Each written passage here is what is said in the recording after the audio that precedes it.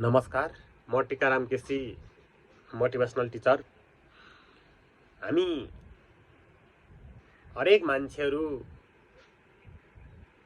सन्तान काम बाबु हुँ र छोराछोरी जन्माउनु र बाबुआमा बन्नुमा धेरै कुरामा अन्तर छ। कि सन्तान जन्माएरै असल बाबुआमा बन्न सकिन्छ भन्ने कुरा भन्न मिल्ने अवस्था छैन। सन्तान जन्माउनु भनेको एउटा रहरको कुरा हो, तर सन्तान जन्माइसकेपछि उक्त सन्तानलाई के गर्न उपयुक्त हुन्छ, उक्त सन्तानको वास्तविक जन्मजात इन्टेलिजेन्स के हो, उसको प्यासन के हो, उसको रुचि कुन कुरामा छ, उसले के गर्न सक्छ भन्ने कुराको हामीले अध्ययन मनन गरिकन उक्त बच्चालाई अथवा छोराछोरीलाई सोही अनुसार हामीले लगाउन सक्छौं भने हामी खास असल बाबुआमा बन्ने गर्छौं।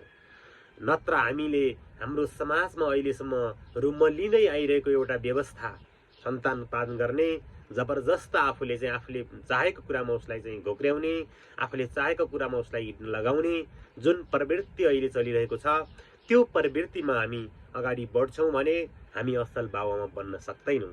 त्यसैले हामी सबैले असल बाबुआमा बन्नको निम्ति, हामी खास बाबुआमा बन्नको निम्ति हामीले हाम्रा बालबालिकाहरूलाई खास शिक्षा दिन पर्ने हुन्छ। खास शिक्षा त्यहाँ मात्र हुन्छ जो नै उसको इन्टेलिजेन्समा पत्ता लाग्छ, जो नै उसको प्यासनभित्र लुकेको हुन्छ।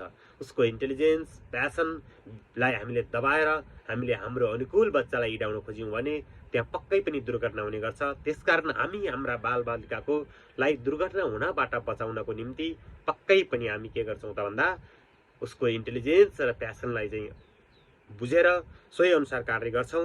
त्यो कार्य हामीले गर्नु उपयुक्त हुन्छ।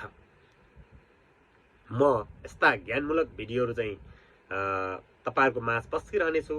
तपाईहरुले मेरो युट्युब च्यानलमा गएर लाइक, कमेन्ट, सब्स्क्राइब गरिदिनु होला र अरूलाई पनि शेयर गरिदिनु होला, किनकि यस्ता भिडियोहरू अरूलाई पनि काम लाग्ने गर्छन्। धन्यवाद, नमस्कार।